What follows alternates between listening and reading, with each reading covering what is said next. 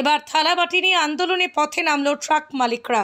ব্রিজে 25 টনের উপর ট্রাক চলাচল করার দাবিতে থালাবাটি নিয়ে পথে ট্রাক মালিকরা। এক শ্রেণীর পুলিশ প্রশাসন ও ভূমি দপ্তরের লোকেদের জন্যই ব্যবসা বন্ধ হতে যেতে বসেছে আমাদের। তাই আমরা থালাবাটি নিয়ে আন্দোলনে নেমেছি। এবার আমরা ভুখ হরতাল করব। ঠিক এভাবেই হুমকি দিয়ে আন্দোলনে নামলো পশ্চিম মেদিনীপুর ডিস্ট্রিক্ট ট্রাক অপারেটর্স ও ওয়েলফেয়ার অ্যাসোসিয়েশনের সদস্যরা।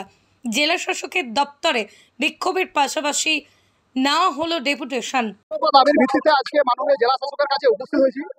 আমরা মূলত যে দাবি প্রথমেই রেখেছি, মোহনপুর ব্রিজ যা 22/6/2022 থেকে ডিএম আমাদের নোটিফিকেশন দিয়ে বড় গাড়ি বা হেভি ভেহিকেলসের জন্য বন্ধ করে দিয়েছে। এই ব্রিজটিতে আমরা দেখলাম এই 2 বছর যে অতিক্রান্ত হলো, কি হয়েছে না, মাঝখানে একটাই কাজ হয়েছে, কোটি কোটি টাকা রিপেয়ারিং এর নাম করে একটা টাকা শুধু উঠেছে। কিন্তু আজ পর্যন্ত আমরা যা হেভি ভেহিকেল গুডস ভেহিকেল যারা চলছি, আমরা যে কি কষ্টে আছি সেটা কিন্তু কেউ বুঝছে না।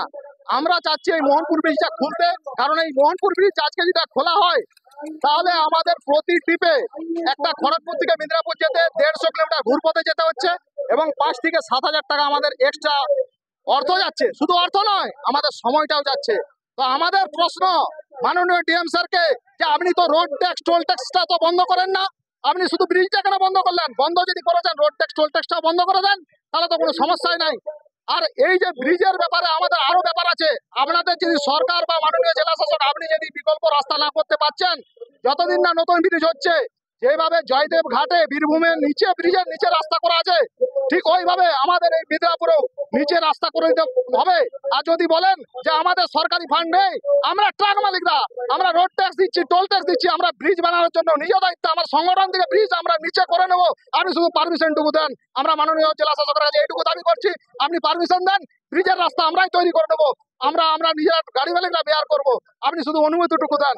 এই ব্রিজটা নিয়েই আমাদের মূলত ক্ষোভ। এছাড়াও এই যে পরিবহন দপ্তর দেখছেন, পরিবহন দপ্তরটি দুর্নীতির আগ্রাতে পরিণত হয়েছে। এখান থেকে ছোট থেকে বড় অফিসার কেউ কিন্তু একটি পয়সা ছাড়া এক টেবিল থেকে আরেক টেবিলে ফাইল যায় না। ফাইল হয়তো পয়সা না দিলে হাফিসি হয়ে যাবে। এই অফিসে আনঅথরাইজড পারসন, তারা সরকারি কর্মচারী নয়। তারা কি করছে ওখানে, তারা আদতে কি করছে আমরা যখন তদন্ত করে দেখলাম, তারা ঘুষের রেট ঠিক করছে এবং ঘুষ কালেকশন মাস্টার, সারাদিনে কত টাকা ঘুষ কালেকশন হবে তারা সেই সব করতে বসে আছে।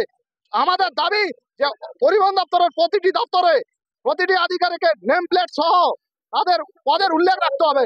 এছাড়াও আমরা সাধারণ ট্রাক মালিকরা অনেকে পড়ালেখা জানি না, আমরা চাই যে এখানে একটা মে আই হেল্প ইউ বিভাগ হোক, যেখানে আমাদের সাধারণ মানুষকে পরিষেবা দেওয়া হবে। সরকার যেখানে পরিষেবা দিতে যাচ্ছে, সরকার যেখানে দুর্নীতিমুক্ত করছে চাইছে, সেখানে পশ্চিম মেদিনীপুর আঞ্চলিক পরিবহন দপ্তর যেভাবে সাধারণ মানুষের টাকা লুটাই মত্ত হয়েছে, এইসব অবিলম্বে বন্ধ হওয়া দরকার। এছাড়াও আমাদের বালি নিয়েও বেশ কিছু প্রশ্ন আছে। ভূমি রাজস্ব দপ্তরের এই যে নীতি, আজকে বলুন আপনি 50 পয়সার একটা চকলেট কিনলেও যেখানে বাজারে আমাকে রসিদ দেওয়া হয়, আমি 30,000 টাকার বালি কিনছি, আমাকে কোনো রসিদ দিচ্ছে না। আজকে আলুর ক্ষেত্রে বিভিন্ন সবজির দাম বাড়লে টাস্ক ফোর্স করছে। আজকে বালির যে দাম 4 টাকা, সিও 40 টাকায় বিকছে, কোন টাস্ক ফোর্স দাঁড়িয়েছে? সরকার কেন এটার বিরুদ্ধে অ্যাকশন নিচ্ছে না? আজকে সরকারকে বালি রেট নির্ধারণ করতে হবে, এটাও আমাদের দাবি। এছাড়া দাবি যদি না মিটে, আমরা আমাদের বিভিন্ন আরো সহযোগী জেলা যারা আছে তাদের সাথে অলরেডি কথা হয়েছে। আমরা কলকাতায় একটা বৃহত্তর মিটিং করব এবং পরবর্তী ক্ষেত্রে আমরা ধর্মঘটের রাস্তায় যাব। প্রদীপ মন্ডল, সেক্রেটারি, পশ্চিম Medinipur district truck operators welfare association.